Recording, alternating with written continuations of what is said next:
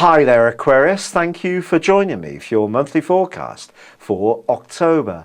The month begins with the Sun occupying your sister air sign of Libra, and he will do so through to the 22nd. This part of your scope is great for exploring, for opening up your world to wider horizons, either physically or through your mind.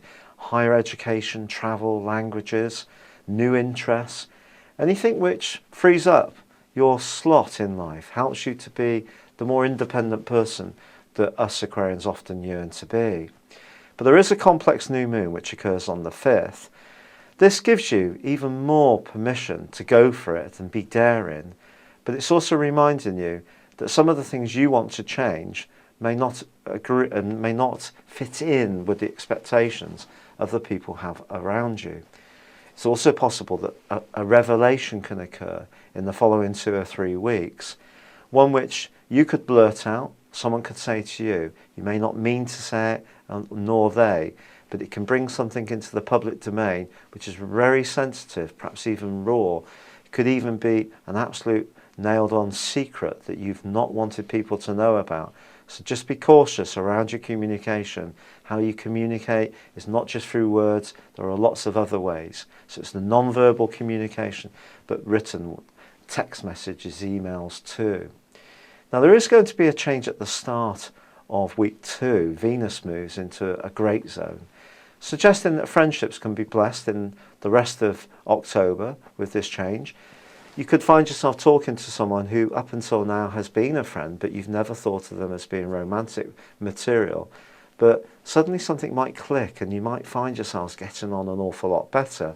In an existing relationship, you're asked to celebrate the things you have in common, not the things that keep you apart. But at the start of week 2, I do feel that you could be feeling a little bit negative about your worldly aspirations and hopes, or you may encounter someone who's very authoritative, demanding, a real old-fashioned taskmaster, and you might not like it at all, and this could be where you're tempted to speak out. Will you go for it, or will you bite your tongue? Now, on the 15th, we see Mars move out of your sector of relating and into a deep and passionate area, but it goes face to face with Neptune. So for 5 days, there is the potential for real confusion around finances. If you're trying to do a business deal or buy a big ticket item, proceed very carefully, particularly if you don't know the other person, the vendor that you're dealing with. There could be some trickery around or some dishonesty. If you're involved in anything that's a bit shady, it could come under the astral spotlight at this time, so just be conscious of this. There is, however, a wonderful, absolutely brilliant lunar eclipse which occurs on the 18th.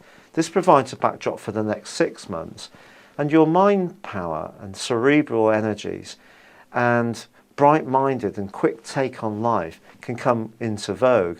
And if you're involved in teaching, training, publishing, you write your own blog, or you've always wanted to write your own book, this is the perfect time to go for it. And there could be some changes around your immediate community or environment which are very positive for you. From the 21st, Mercury, however, does start to tread water in a retrograde, the last of the year. There's 3 each year, and this one occurs at the top of your scope in the sector that's to do with ambitions and your worldly interactions. If you're applying for jobs, there could be a delay, frustrations.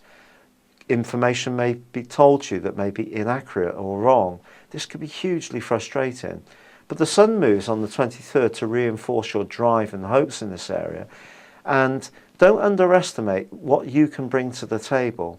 Aquarians can sometimes play down their role in situations, fearing that it seems a bit egotistical, and because you have a real sense of community and you don't always want to stand out from the crowd.